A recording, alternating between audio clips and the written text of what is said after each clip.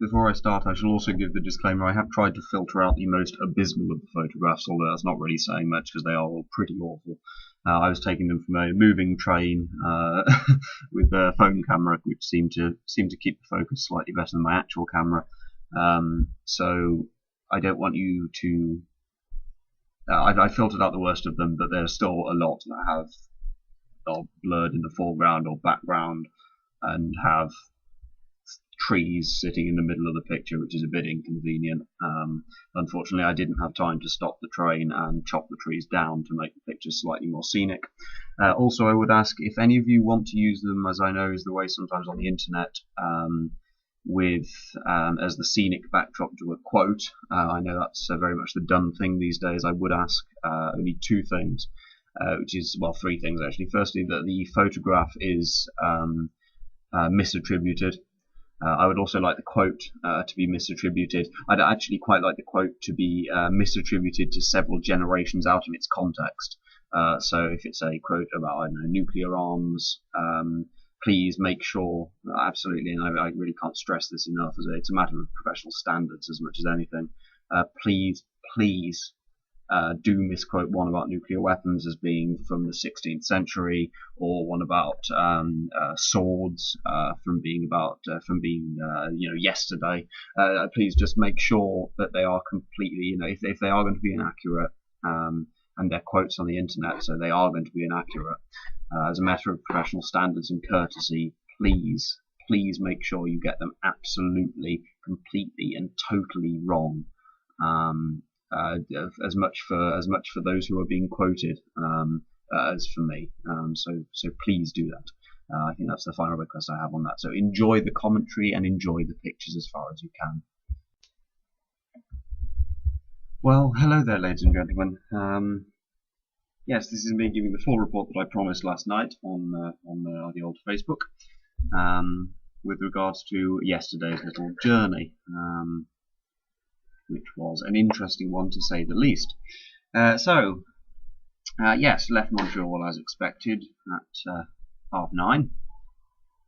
We got, I'd say, we got about 3/4 of an hour in before we, stopped, and ended up sitting for 3 hours in a little suburb of Montreal. I have no idea where it was. I mean, it was very scenic, but there's only so many times you can look out of the window and see the same 4 houses before that kind of gets a bit dull. Kind of got to the point. I was told by multiple people before I left that American trains aren't as reliable as European trains. Now, I kind of dismissed this because I'm British, and British trains are, well, frankly, you'd probably be better sitting on a Hornby model. So, but after the third hour of this, it was getting to the stage where there were calls for us all to stick our feet through the bottom of the carriage and run like in a Flintstones cartoon.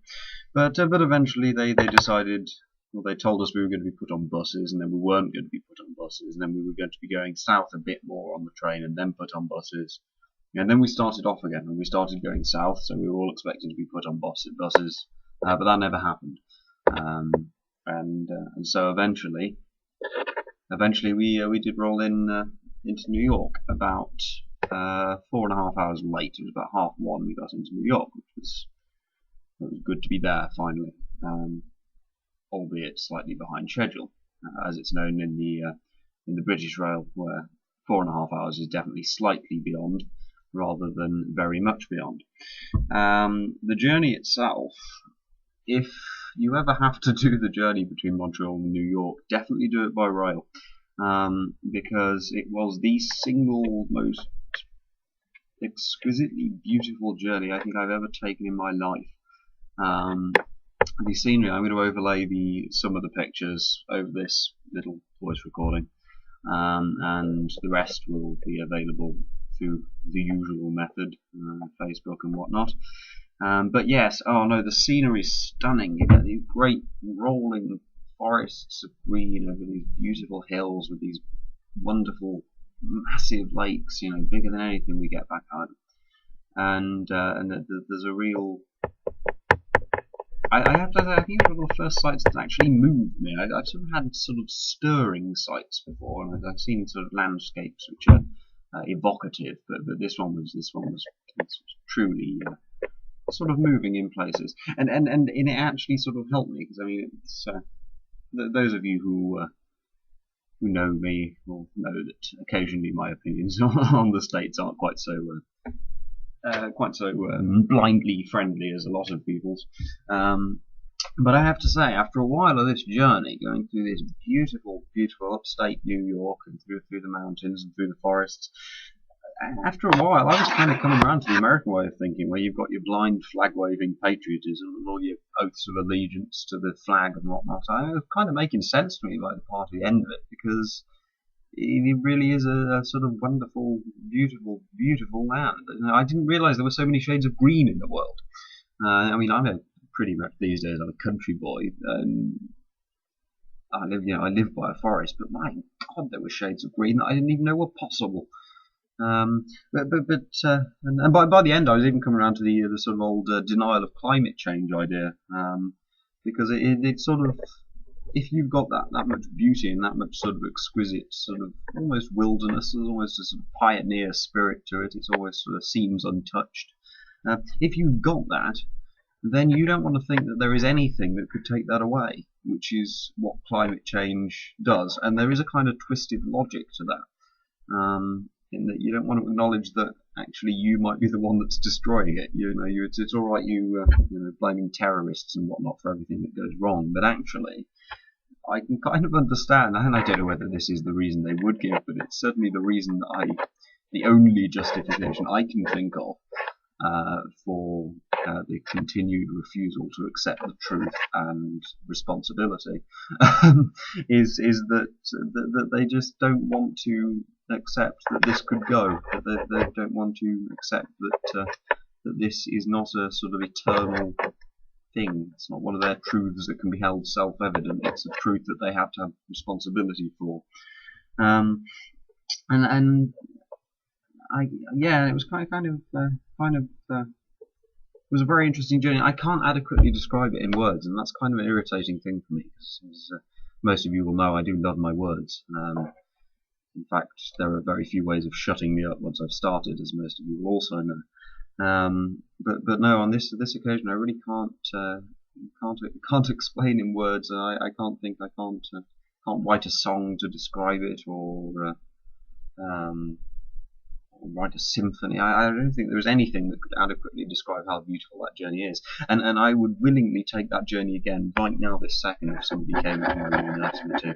And if I ever have to make a journey between Montreal and New York again, I will be doing it by rail, despite the fact that I was delayed so long on this particular one.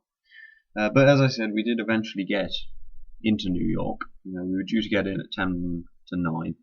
We ended up getting it at 1:30, so that was fun, being lobbed into a darkened and threatening city. So I got in to make my way to the hotel, and I thought, okay, well, I've heard how good the yellow taxis are, so I hailed one of those. I actually hailed it outside a gentleman's club, which probably didn't look fantastic, but I promise I didn't go in. I'll say that, and then you can all choose whether to believe it or not. So I took the taxi to the hotel, and I gave the guy the address. And he said, oh, I don't know where that is.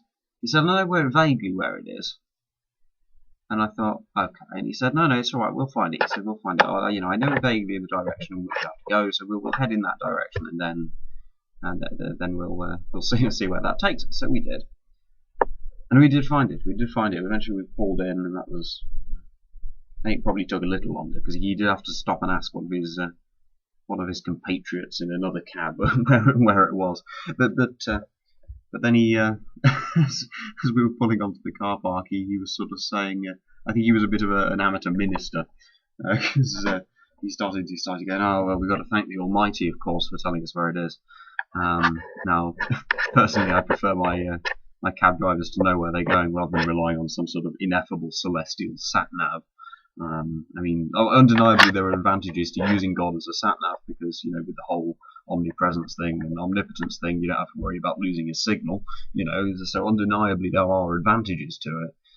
However, if I'm going to rely on it, I prefer to be relying on it on something that everyone is certain of, like taxi drivers' knowledge, rather than something that a lot of people have serious doubts and arguments about. um, but yes, so eventually I did get in, and there were a couple of problems at the hotel, which effectively meant I didn't actually get to bed until 4 o'clock in the morning, which was fun. And yes, so that was my first few hours. That was today up until 1:30. I'm going to record another one. The next one I think will be a video, and well, it'll be photographs interspersed with video, because let's face it, none of you want to be looking at me for any length longer than you have to. But in the interests of self-promotion, I'm going to force you to for a little bit of time. So I'll get down to recording that now. I'm actually recording this. I'm going to record the two concurrently. I didn't want to put this one as a video though, because some of the gags I'm going to throw out in that one only apply when you can see me. Just so you know, they're not going to be good gags. I'm still too tired to be doing good gags. There will be plenty of people out there saying that even if I wasn't tired, I'd still be unable to do good gags. You're completely entitled to your opinion. I will keep in my opinion, these gags are the best. I found these written on gilded paper at the bottom yeah, I really can't think of anyone funny at the moment. But they were written on gilded paper at the bottom of somebody's pot of soup. There we go. I didn't say any of this would make sense, just as a disclaimer. But yes, so I shall speak to you for you whenever you want to watch the next thing, or whenever you feel that whenever I'm released from prison for offending too many people, or just whenever I get home, if any of you deign me fit to be seen. Yes, so bye for now. On this one, I shall attach some photos to this little recording, and we'll see where that takes us. Thank you very much. Ciao for now.